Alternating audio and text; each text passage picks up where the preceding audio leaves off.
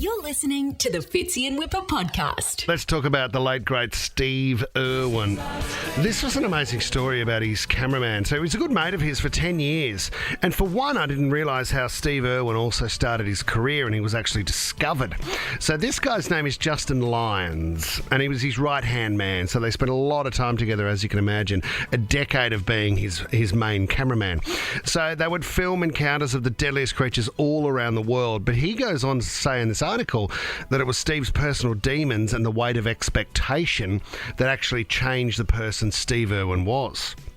So he says there were so many things that Steve also had a sixth sense about, and he believes had a premonition about his own death. So in the final doco, he goes on to say he's looked back now and there were signs that were quite confronting and troubling because Steve wasn't the man Steve used to be and started to do a few reckless things. Is this because of fame? Yeah, this is because of fame. Right. So they first met, there was a Powers beer commercial in 1991 and he was obviously a cameraman on this commercial, and there was a bloke, John Stanton, who was the guy who was the director of the ad.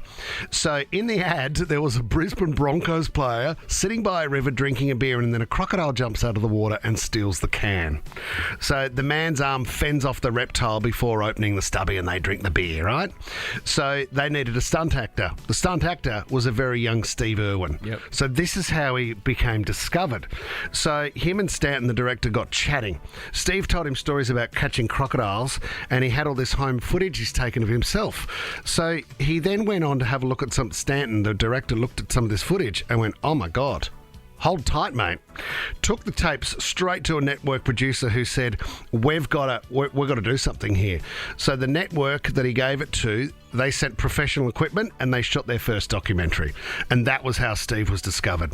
So then in 1996, the Discovery Channel, Animal Planet, they took on the Crocodile Hunter program and Steve became hugely famous. And if you remember back in the day, when Steve first started, it was like, who's this guy? Who's like over the top. People thought he was putting it on, remember? Yeah. He kind of started out and people were like, oh, I'm going to get right down next to this deadly snake and I'm going to lift it up. And crikey obviously became he was such a big catchphrase. He was cheesy, but then there was an element of Steve that you really loved. Because, you know, when he met Terry as well, it was so funny. But there was a side of Steve that you just go, oh, he was a beautiful man. Yeah, it was endearing, wasn't it? Yeah, he was. And the Americans picked that up straight away. They loved that. He went mad in America. There was the Steve Irwin doll, if you remember. And they said there were college kids that used to play drinking games watching the show where you had to scull a beer every time Steve Irwin said cry. Yeah, great. Great go. Well played, guys. So in the States, he was mobbed. And he goes on to say, we were at LAX one time and it was like Beatlemania. That's the airport in LA. And it was just out of control. So, but then the fame started to wear on Steve. He said he would constantly travel from Australia and the US and he hated the spotlight. He said the fame got to him in the final years. He said, I don't think he knew how to handle it. He was always in pain. He would flog himself, his knees, his ankles. The combination of that and the pressure of the Disney Channel upping the ante to make things bigger and better every time really wore Steve down.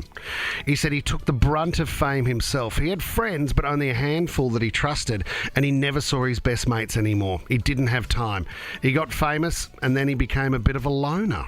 That's sad. Steve. He said Steve repeatedly described having a sixth sense and a premonition about his death.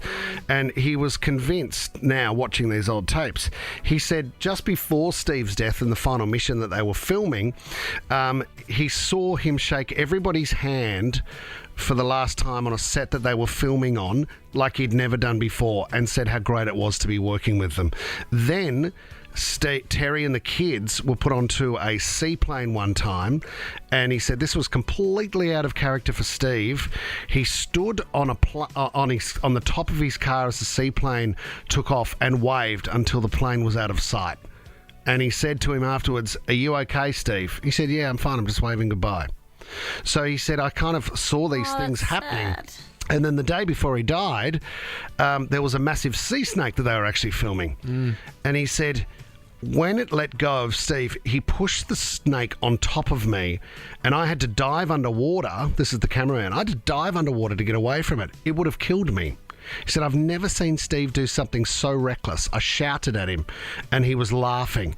It wasn't quite right. Something was wrong. Oh, Steve's thrown a sea snake at his mates. When your mates throw a snake, it is hard to say, isn't it? A sea snake at you, to get out of there. So the crew had been they'd been through a lot together. They'd been in a plane crash. They'd been in a chopper accident as well. They were robbed at knife point. At knife point, no one was allowed to talk about this. Steve was then bitten by a black mamba. Mamba? Yeah, Black mamba. We had one over in Africa, remember? Yes. Most venomous snake in the world. Steve was lucky to survive. Everybody that was there filming with the crew and friends had to sign off on a confidentiality. No one was allowed to talk about this. He had a huge fear that he would die by an animal, and people would say, well, of course. That was the number one thing he didn't want to happen. So he goes on to say the pressure is the reason Steve ended up dying, because what happened in that moment with the stingray, he would never have done if Steve was the Steve of old. What, got into the water with the stingray, you mean? Yeah, the way how close he was and the mindset that Steve had at the time. He became more brazen, didn't he? But you have to, don't you, in that scenario, because they're pushing, it's like every season of a TV show in any capacity has to be more dramatic, more extreme. The one thing he didn't want was to be killed by a croc or a snake, because people would say, of course. Oh, we told you. Oh, that's sad, isn't it? I mean, you could imagine Steve was Steve, and I remember one night at the Logies, Steve was Steve. There was only one Steve. When you're known by your first name and that's it, and you're the Steve that represents the Steves, you've made it. Name another famous Steve. Steve Irwin. No. Steve Carell. Yeah. Yeah, I suppose. No, Steve. Seagal. That's not bad. Yeah, Yep. Steve. Stephen. He's known as Steve. Steven Spielberg. Only Oh, yeah, that's good. So if only Steven Seagal got the stingray instead of our Steve. I'm sorry. You'd swap it, would you? You would straight away. So would I. Do you know 3 wishes from a genie? That'd be one. what are your other 2? Well allocated. Anyone else you'd like dead? Oh, here we go. World peace. What do we got here? I mean, What there's are we, 160 million up for Powerball this week, and you're condemning we swap Steven over Seagal. the Seagal and Irwin. So world peace, the 160 mil in lotto, and can we swap the Steves? Fitzy's 3 genie requests. Mate, imagine how big I would be in Australia if I brought back Steve Irwin. Massive. You win, mate. Congratulations.